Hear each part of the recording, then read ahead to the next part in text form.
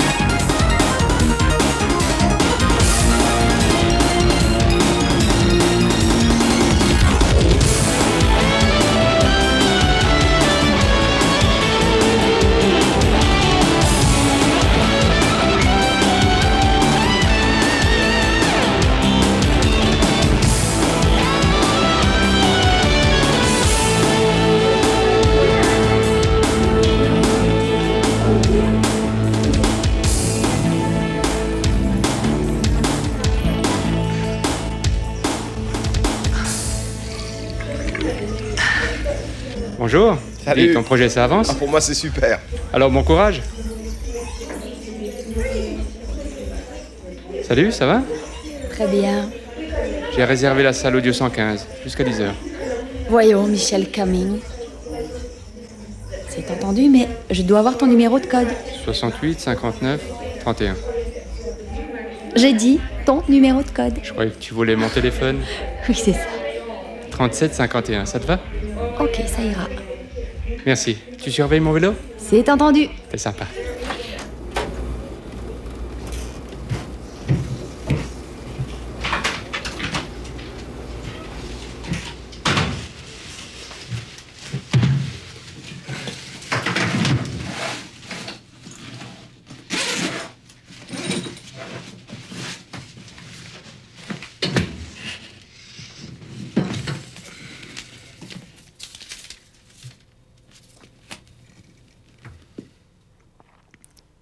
Chère maman, papa, Carole et Claude.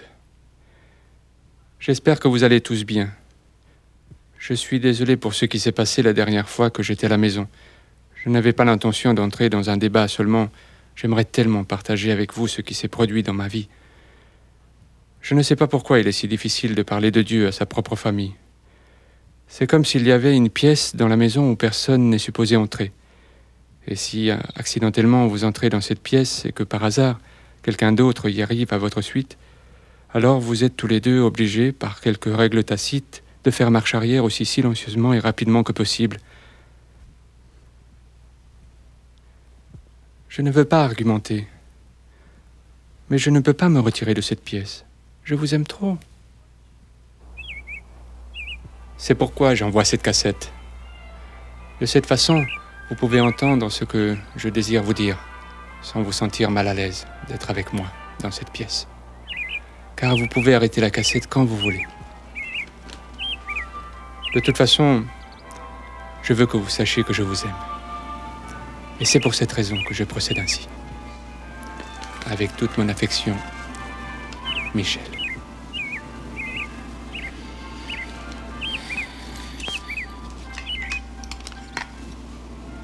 Qu'est-ce que c'est, maman?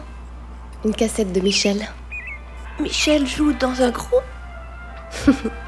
Non, Claude, c'est pas une cassette de musique, il nous parle. Et raconte quoi quand il parle? Je sais pas encore, je l'écouterai en allant chercher Karine au centre commercial. Je peux venir? Je crois bien que non. Tu ne peux pas venir, car tu vas chez Alain pour jouer un moment. D'ailleurs, il faut qu'on y aille, petit monstre.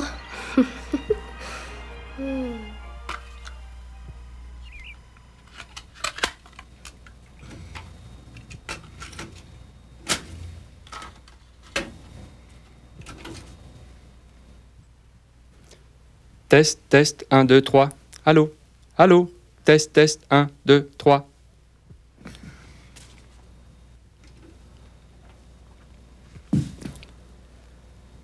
Allô? C'est moi, Michel. Je tiens à vous dire que je suis heureux que vous désirez écouter cette cassette. L'idée de faire cela m'est venue mercredi passé. J'étais avec quelques amis et nous parlions du futur. En fait, nous parlions de ce que la Bible nous dit en ce qui concerne le futur. Alors que nous discutions, j'ai soudain réalisé que si je croyais vraiment ce qui est écrit dans la Bible, et que si je croyais réellement que ce dont nous étions en train de parler pouvait se produire à n'importe quel moment, je devais en parler aux personnes qui me sont les plus chères. Selon la Bible, il y aura un jour où Jésus-Christ reviendra pour rassembler toutes les personnes qui ont véritablement cru en lui. C'est vrai qu'il y a des opinions différentes parmi les chrétiens sur l'ordre exact des événements accompagnant son retour. Mais une chose est certaine, il reviendra. Il y a plus de 300 passages dans la Bible qui parlent du retour de Jésus-Christ. Plusieurs de ces passages indiquent qu'il peut venir à n'importe quel moment.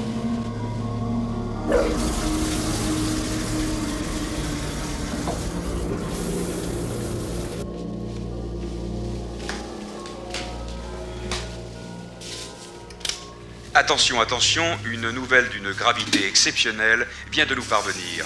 Vers 5h37 du matin, heure locale, un événement aux proportions catastrophiques s'est produit. Des millions de personnes ont apparemment disparu de la surface de la Terre. Le porte-parole du gouvernement a déclaré l'état d'urgence national.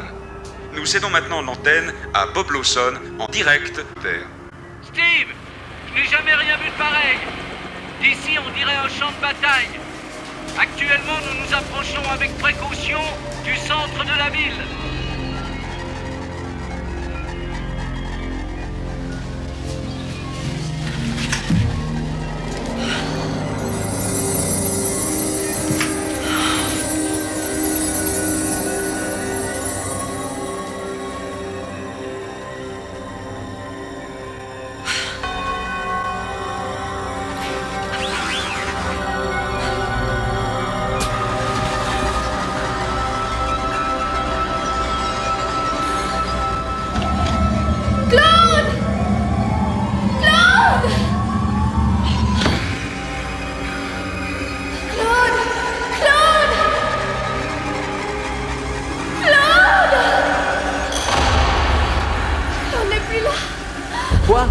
Claude a disparu, mon Dieu, où est-il? Calme-toi, Suzanne. Je viens d'entendre à la radio que des millions de personnes ont disparu. Suzanne, calme-toi. L'état d'urgence nationale. C'est ce que Michel nous avait dit. C'est vraiment en train de se passer. Lorsque cela arrivera, ce sera de manière soudaine et sans avertissement.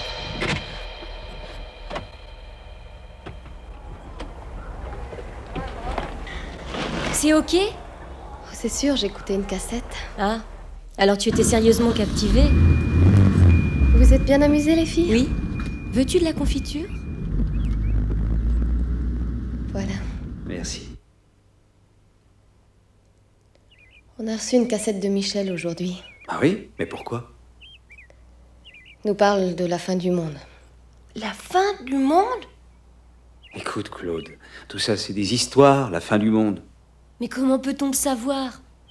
Eh bien, Karine, d'aussi loin que je puisse me rappeler, il y a eu régulièrement des gens pour prédire la fin du monde. Ils bouleversent tout le peuple. Rien n'arrive. Et par la suite, chacun oublie. Cela se passe depuis 1000 ans environ, et tu vois, le monde est toujours là. Essayez d'imaginer. Des millions de personnes disparaissent instantanément de la Terre. Des personnes de toutes conditions sociales. Des résultats, bien sûr, désastreux. Parce que les pilotes auraient été enlevés, les avions disparaîtraient. Les gouvernements seraient paralysés par manque de dirigeants. Les gens chercheraient désespérément leur bien-aimé. La police n'aura aucune solution pour faire face efficacement à ce problème. Vous pensez peut-être qu'un tel bouleversement serait assez violent pour convaincre la population que ce que la Bible dit sur ces événements est vrai. Mais la Bible prédit que la confusion sera telle qu'au lieu de se retourner vers Dieu pour des réponses, la plupart des gens chercheront d'autres solutions, choisissant de croire ce qui est faux. Pour ceux d'entre vous qui viennent de nous rejoindre, nous passons en revue les événements des dernières 14 heures. Nous sommes en direct par satellite avec Robert Slazer, correspondant en politique pour le Washington Tribune, Judith Ferguson, éditrice religieuse pour le Los Angeles Examiner, Louis Powell, éditeur religieux pour le Dallas Post, et le docteur Russell Ramji, professeur de psychologie à l'université de Northeastern. Madame Ferguson, alors que beaucoup sont pris de panique, vous considérez ce qui s'est produit aujourd'hui comme un développement potentiellement positif? Ce qui s'est passé aujourd'hui a déjà eu lieu à plusieurs reprises.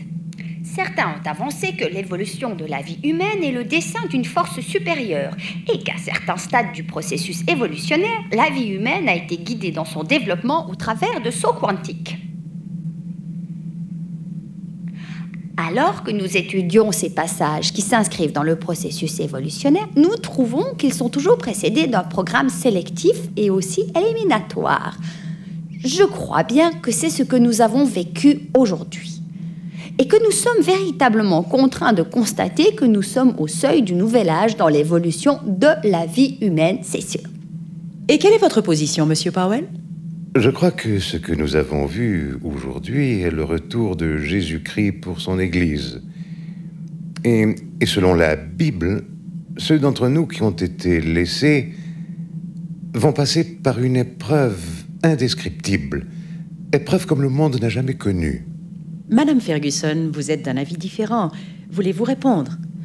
Peut-être que M. Powell n'est pas conscient du fait que le Conseil international des Églises a déjà effectué des recherches parmi ces différentes communautés et il s'avère qu'au travers de ces sondages, beaucoup de ceux qui appartiennent aux églises chrétiennes sont toujours sur cette terre. Monsieur Powell?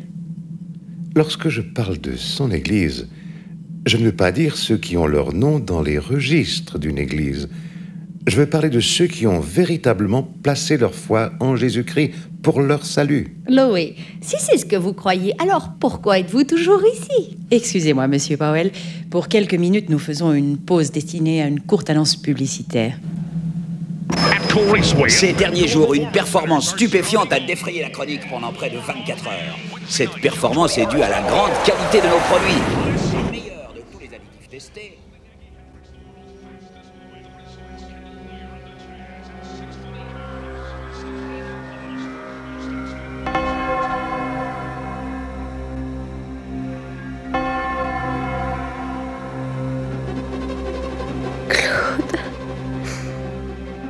Monsieur Powell, avant la pause, vous avez donné votre avis selon lequel les millions de personnes qui ont disparu aujourd'hui sont de réels chrétiens.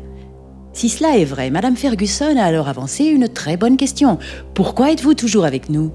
Quand j'étais enfant, on m'enseignait la position biblique, celle que je vous ai expliquée. Malheureusement, j'ai rejeté la plupart des enseignements qui m'ont été donnés, jusqu'à aujourd'hui.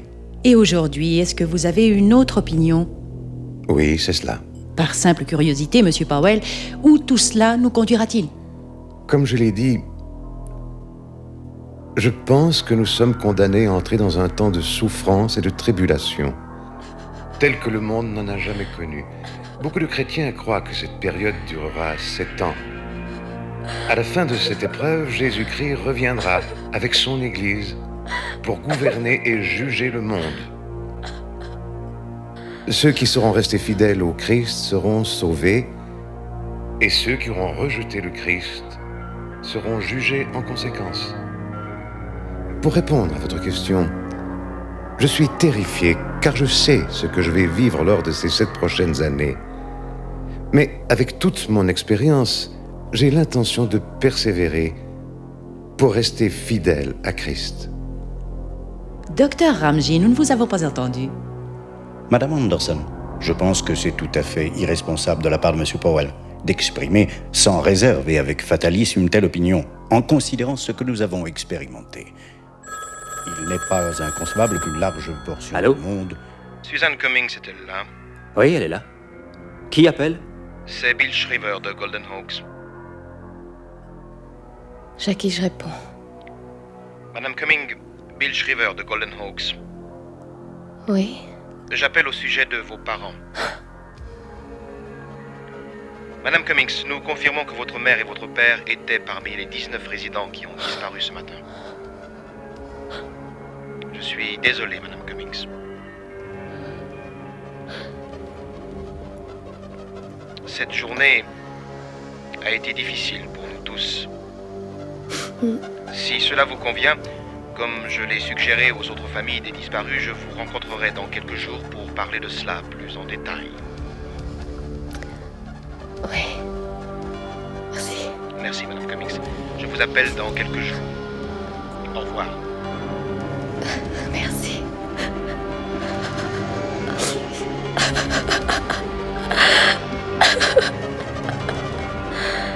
Suzanne. Suzanne, nous ne comprenons pas ce qui s'est passé. C'est tout simplement un mystère. Pour ces milliers de gens qui ont disparu. Tout ce que nous savons, Suzanne, c'est que Claude, Michel et tes parents pourraient revenir aussi rapidement qu'ils ont disparu. Il y a une explication à cela. Tant que nous ne la connaissons pas, nous ne devons pas perdre espoir.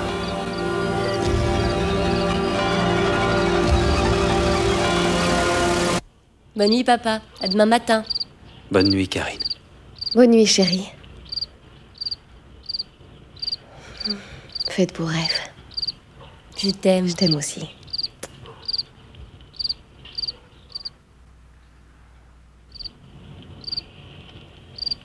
Eh bien, qu'as-tu pensé de cette cassette?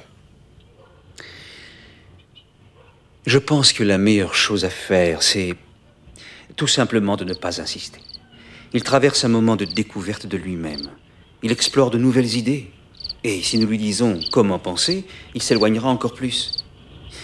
Je pense que si nous le laissons faire, ça passera.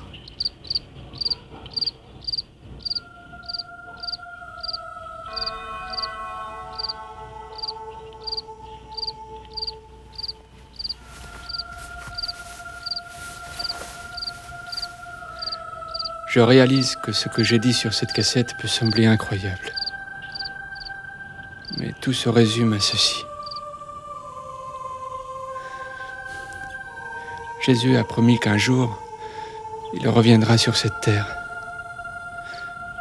Pour tous ceux qui croient vraiment et qui lui font confiance. Mais soyez sérieux et surtout n'attendez pas ce jour-là pour vous décider. Mettez votre confiance en lui avant qu'il ne soit trop tard. Maman. Karine. Claude. Papa.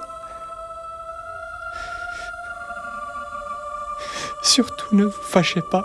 Je voudrais tellement vous voir là-bas.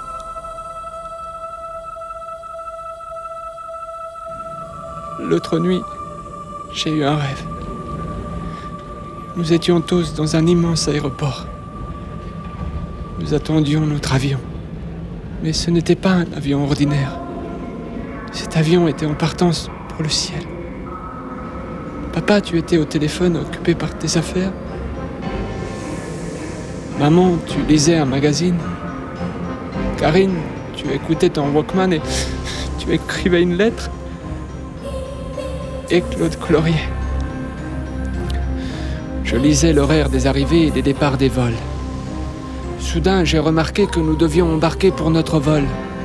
Papa, tu as affirmé que nous avions tout notre temps et que tu ne voulais pas être interrompu.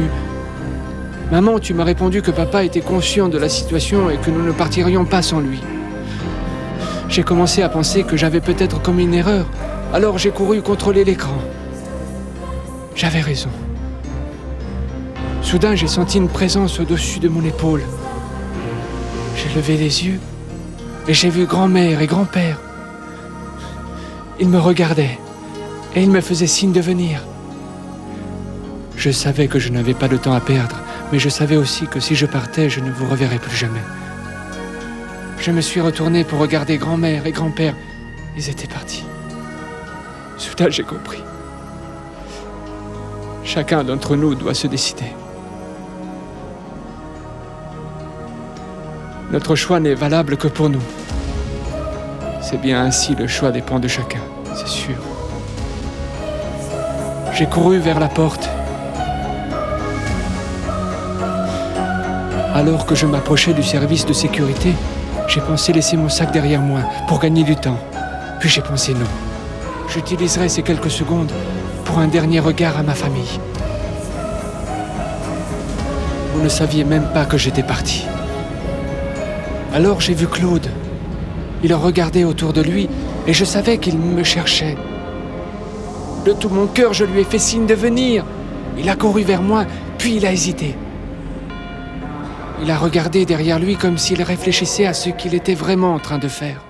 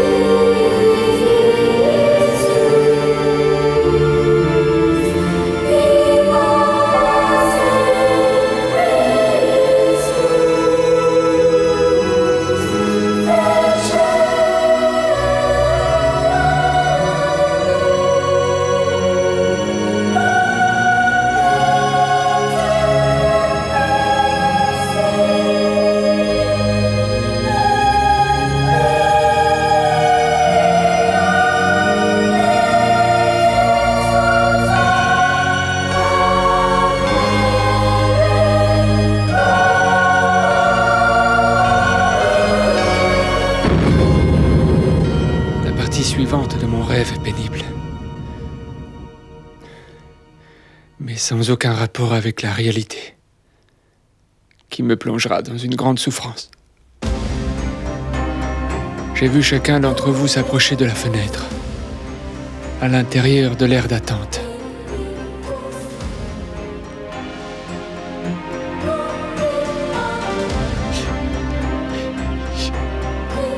Mais il était trop tard. C'était trop tard.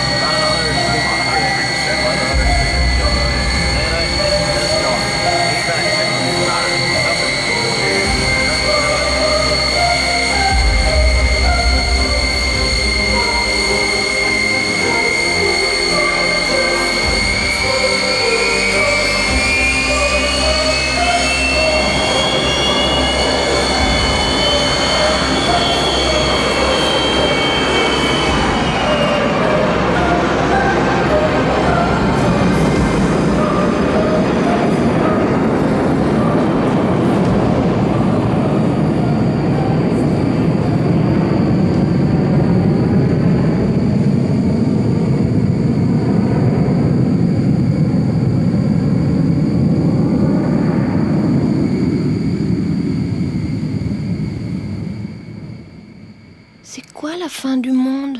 Claude, la fin du monde, ça n'existe pas. Mais comment peut-on le savoir?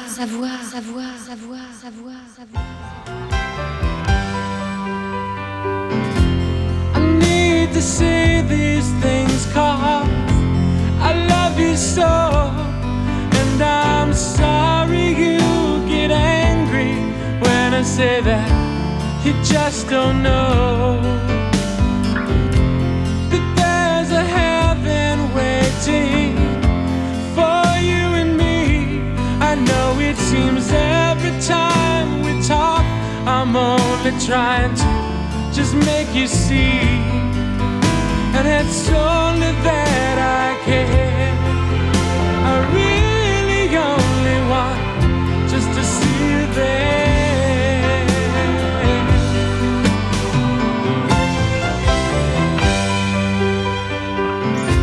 Please try and overlook my human side. I know I'm such a bad example, and you know I'm so full of pride. But Jesus isn't like that. No, He's perfect all the way. I guess that's why we need Him, 'cause by ourselves there's just no way.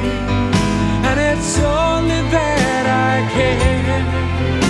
I really, really only just want to see you there, to see you there. Close the doors, they're just not coming. We sent the invitations out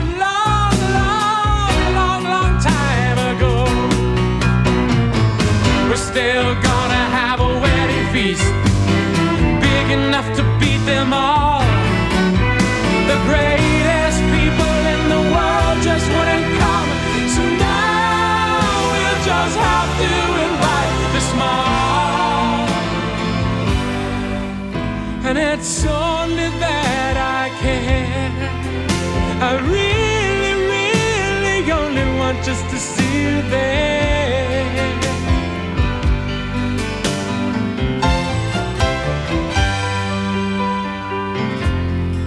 Isn't that Jesus?